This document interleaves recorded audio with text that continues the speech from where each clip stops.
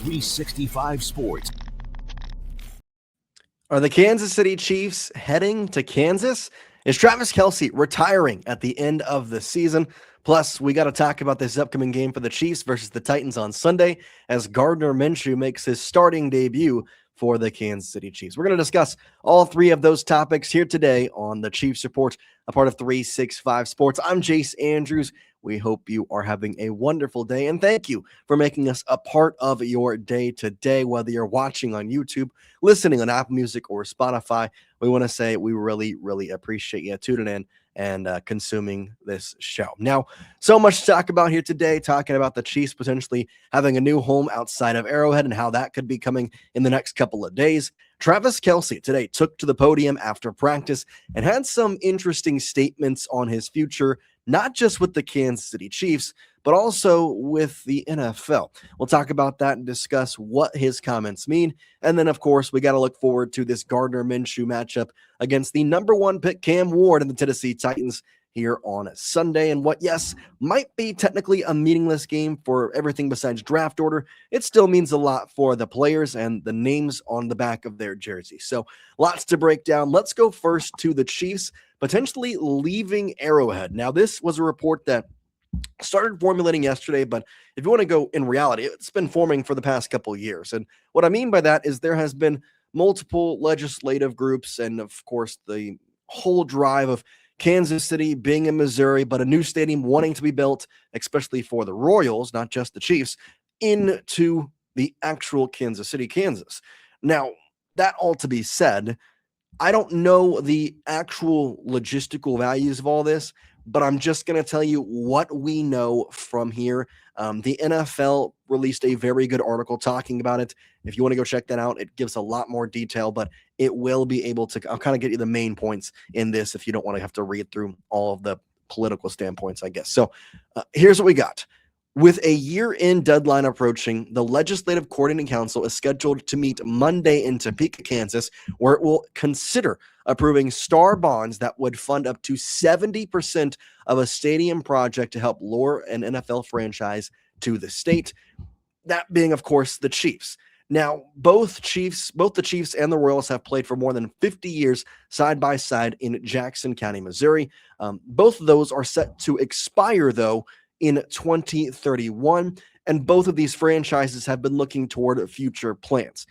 In terms of the Royals, they have been asking to have a stadium in downtown. That's where they really want to have it. There's been concept designs. There's been even reports that it was going to be approved, and it just never got to fruition. However, for the Chiefs, it's kind of an interesting thing because there's plenty of land available in Kansas where they could build a stadium, but it seems like there is a high probability of a couple of different places, like the Kansas Speedway, the Hollywood Casino, and Children's Mercy Park, plus the home of Major League Soccer Club Sporting Kansas City, which, funny enough, Brittany Mahomes helps manage and as a part owner in. So lots of stuff can be decided there, but that's a couple of the areas they're kind of looking toward. But again, it's a meeting on Monday to where if these bonds are approved and that 70% is basically put out there in funds to basically say, hey, we're going to build you a brand new stadium and we're going to cover 70% of the cost, it's going to try and lure some teams into Kansas. And that's what Kansas has always wanted. I mean, let's be honest. Obviously, we're all Kansas City Chiefs fans, but we've all talked to our friends who are not Chiefs fans or whatever. And, oh, yeah, Kansas City. Yeah, man, how's Kansas these days? Actually, they play in Missouri. Really? Didn't know that. It's every single day at this point. That's kind of the way it goes. Obviously, we have our diehards. We know what it is. But at the same time, I do find this interesting for a lot of logistical reasons. 2031 is not too far away. However, it's still far away. So lots of things can change. But there is a lot of area, and it seems like the ideal location is what I said, the Kansas Speedway, Hollywood Casino area, and the Major League Soccer Club Sporting Kansas City, that kind of general vicinity. It's right off the crossroads of Interstate 70 and 435. It's going to allow for easy traffic. It's going to be great for games. And Arrowhead, for, as good as it is, there's really good things about them. I think this is a better location for the Chiefs. It's kind of a drag sometimes to get out to Arrowhead, but that's besides the point here. It's not really up to our decision. It's up to the lawmakers. And then in that case scenario, This doesn't necessarily mean, let's say on Monday they come to an agreement. Okay, we want to approve a full 70% fund for this NFL stadium, or obviously Royal Stadium, whatever it could be. The Royals seem to want to move downtown, but either way, we'll approve the 70% funding for a stadium. That doesn't necessarily mean the Chiefs are going to then move. That obviously would go to the Chiefs organization and deciding that.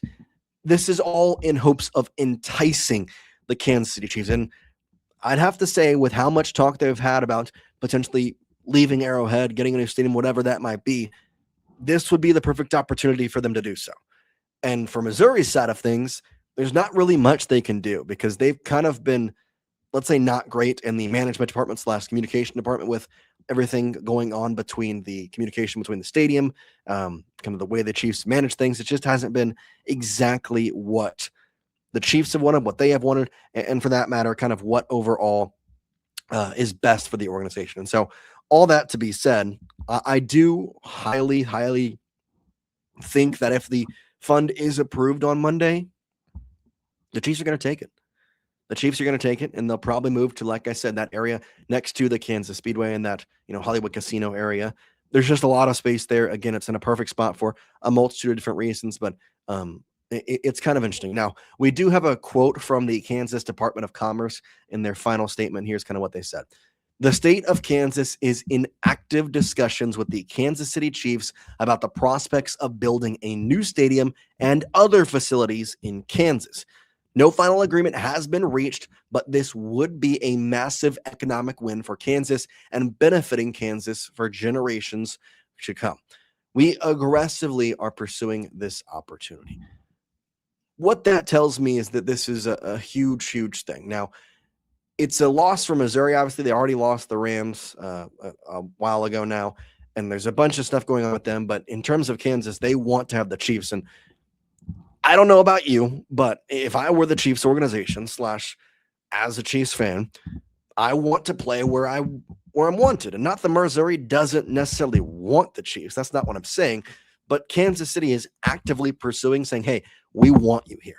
We want to build you a nice new stadium. We want to get you everything possible to make this a very good thing for you.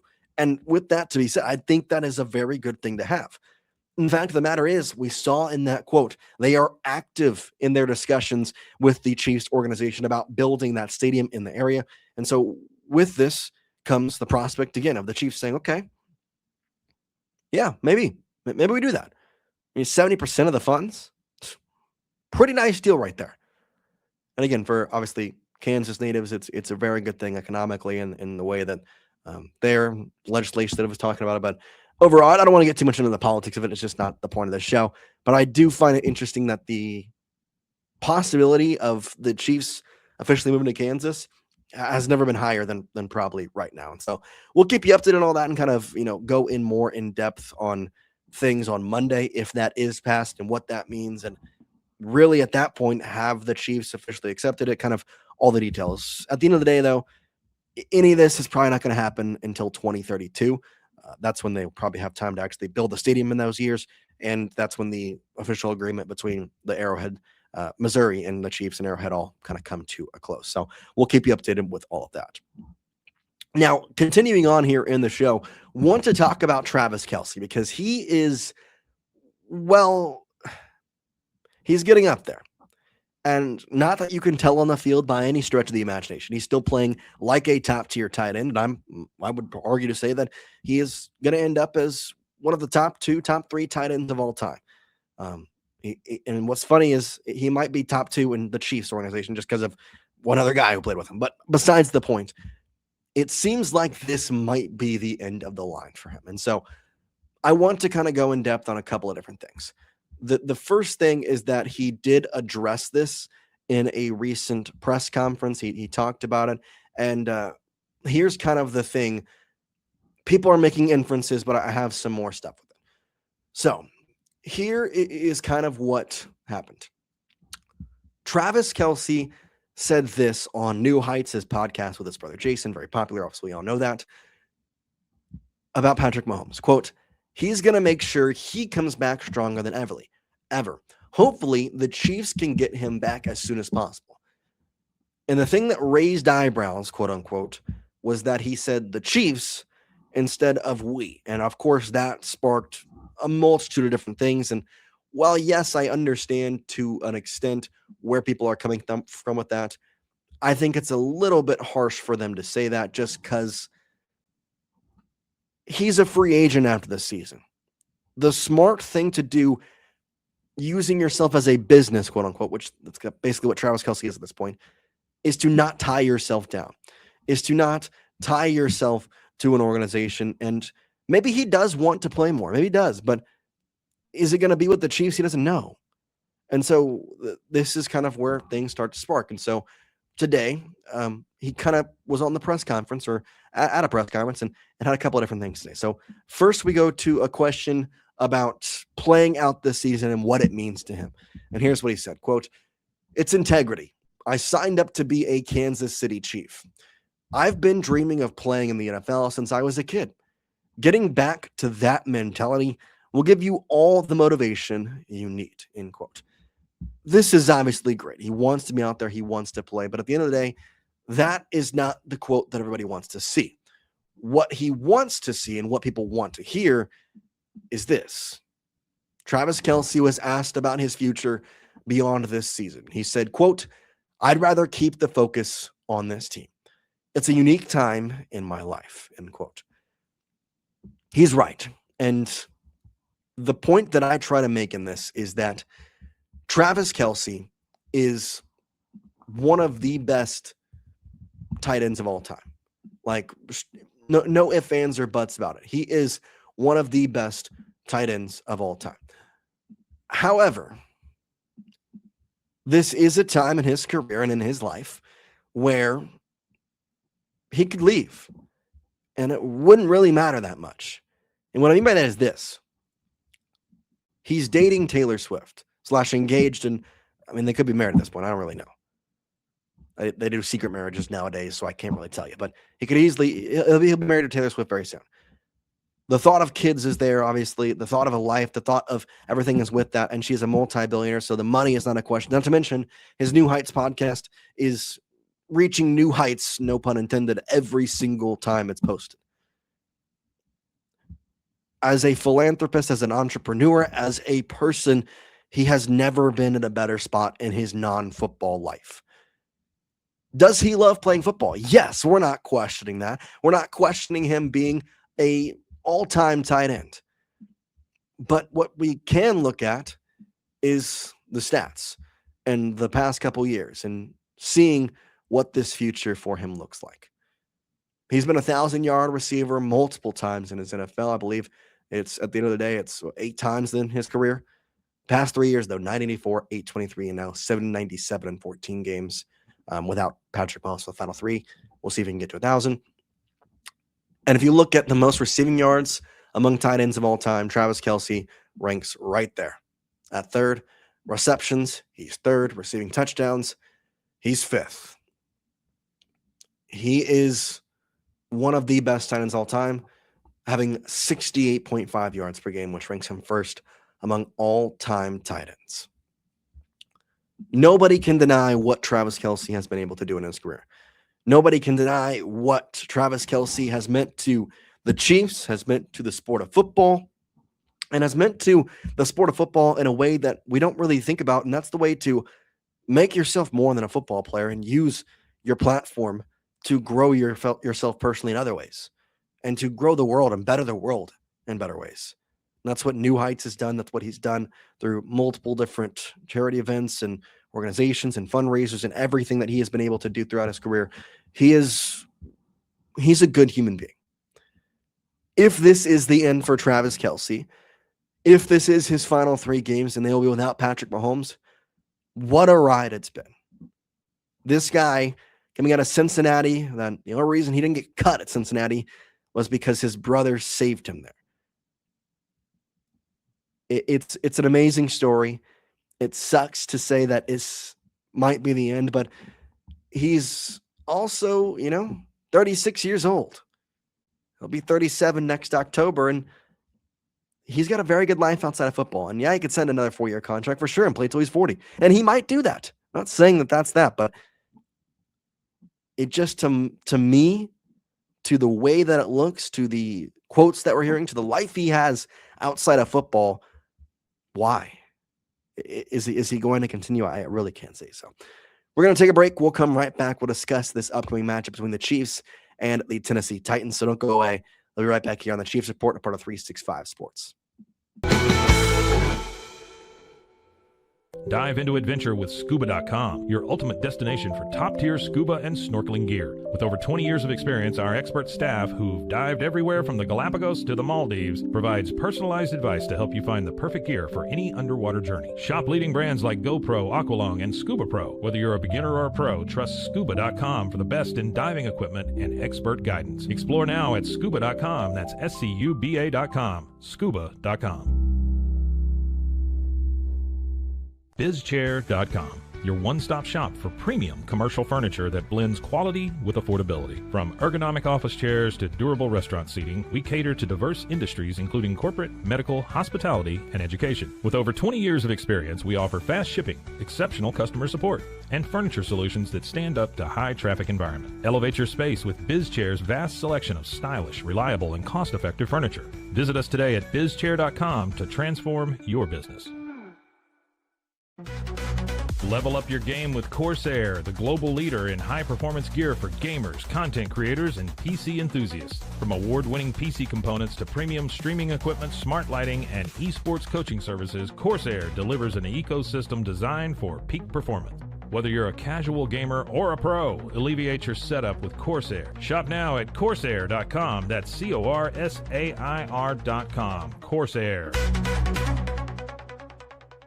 At Mitzi, we believe the right light can transform any space. Born from a third-generation lighting family, we craft beautifully designed, premium lighting that's made to be affordable. Inspired by Grandma Mitzi's eclectic style, we're on a mission to make high-quality lighting accessible to all. Whether you're updating your space or adding a unique fixture, Mitzi has the perfect design for you. Beautiful, well-made lighting without the high price tag. Discover your perfect light at Mitzi.com. That's MITZI.com. Mitzi. Founded in 1910, Samsonite is the world leader in durable, high-quality luggage and travel accessories. Made to the highest standards, our products won't let you down. We give you the confidence to get out there and explore. Inspired by the past, devoted to the present, and built to inspire a multi-generational future, Samsonite is here to elevate your journey. Travel with Samsonite and pack confidence every step of the way. Shop now at shop.samsonite.com. Samsonite. The grinder mentality that Randy and Brent Habert built into 44 Pro runs deep within our team. Every member shares a passion for the craft, the game, and most importantly, the player. When you step onto the field with a 44 Pro custom glove, you'll feel the difference. It's not just a glove, it's a 44 Pro. Crafted with dedication, made for performance, and built to last. Get your custom glove today at 44pro.com and experience the 44 Pro difference. That's 44pro.com, 44 Pro. At Angel Bliss, we believe every parent's journey is a beautiful adventure. Our mission is to make it joyful and stress-free with thoughtful, safe, and innovative products. Born from a love for family, we promise peace of mind for parents and comfort for babies. From playtime to bedtime, every Angel Bliss product is designed with care, reliability, and a style to nurture the special bond between parent and child. Angel Bliss, creating happy memories, one baby at a time. Visit us at angelbliss.us. Angel Bliss. Golf Partner, the world's largest golf store network, offers more purchasing opportunities than anywhere else. With a dominant market share and a wider selection of quality secondhand golf clubs than our competitors, we make it easy for you to enjoy the game with affordable, top-quality equipment. Join us at golfpartnerusa.com and discover why we're the trusted choice for golf lovers worldwide. That's golfpartnerusa.com. Golf Partner.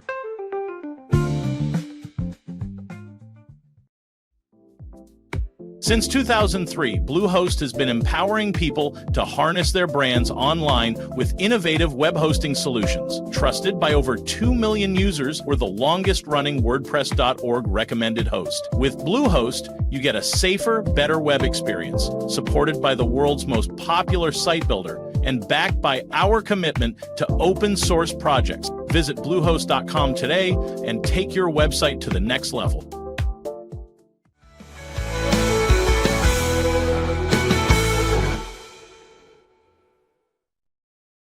Welcome back here to the Chiefs Report on 365 Sports. I'm Jace Andrews. We've talked about the Chiefs potentially leaving Arrowhead Stadium and heading to Kansas. We've talked about the retirement options for Travis Kelce and what that would look like. And now we finally come to our Chiefs versus Titans preview. And the first thing we're going to talk about is, of course, the elephant in the room. Rashee Rice will not be playing on Sunday as he has been officially ruled out with that concussion. Seems to be still in concussion protocol, which is a very big thing for really a lot of different reasons. But that's the biggest thing. Obviously, not having your best wide receiver, your quarterback, your running backs haven't been that great. It's a tough time. Not to mention your offensive line is not in a good spot at all. But that is all to be said that we still have to look at kind of what this game will look like between the Chiefs and the Tennessee Titans. So let's get into it. I'm going to kind of break down the stats here as we see the kind of overall ranking versus each one. So we first have to talk about the Kansas City offense versus the Tennessee defense. And we can see that Kansas City scores 23.4 points per game. However, Tennessee, they're allowing 28.1 points per game. In terms of yards per game, Chiefs are having 357. The Titans are allowing 356. So pretty same reason there. Nothing screams like a big game-changing thing.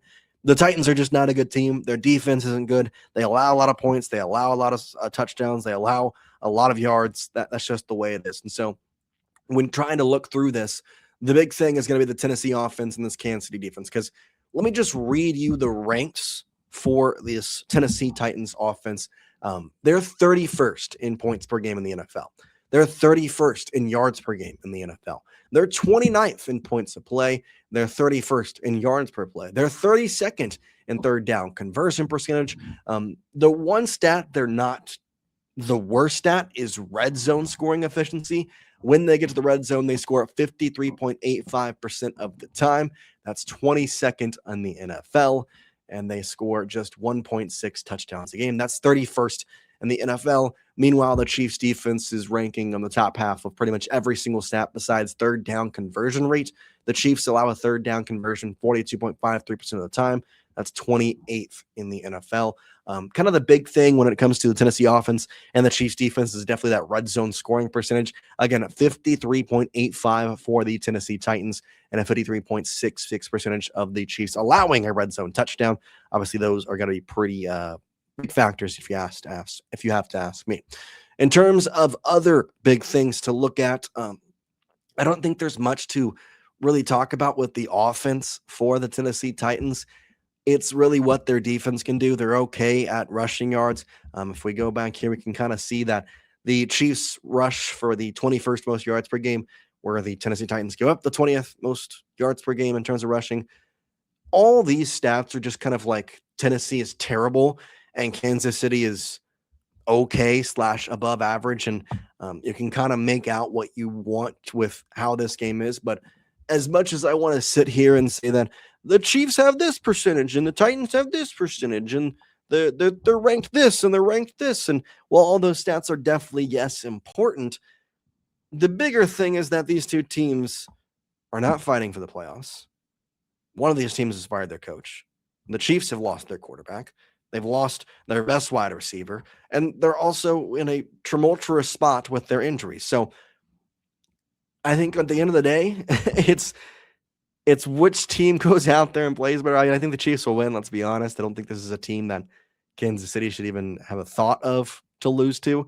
But at the same time, I do understand a lot of ways of the Titans just being terrible. Like it's just not good. I mean, you look through these stats and it's poor Tennessee is what it really feels like. Again, Gardner Minshew will make a start for the Kansas City Chiefs. Just as a little bit of a kind of overarching theme of Gardner, he has been a predominant backup throughout his entire career. However, with the Indianapolis Colts, he did play 17 games in 2023, in which he had 3,305 yards. He also played for Jacksonville back in 2019, in which he appeared in 14 games and had over 3,000 yards in that season. He's a career backup quarterback, a sixth-round pick from Jacksonville. He can go out there, he can play, he can do what you ask him to do, but at the end of the day, it's a backup quarterback. It's not Patrick Mahomes.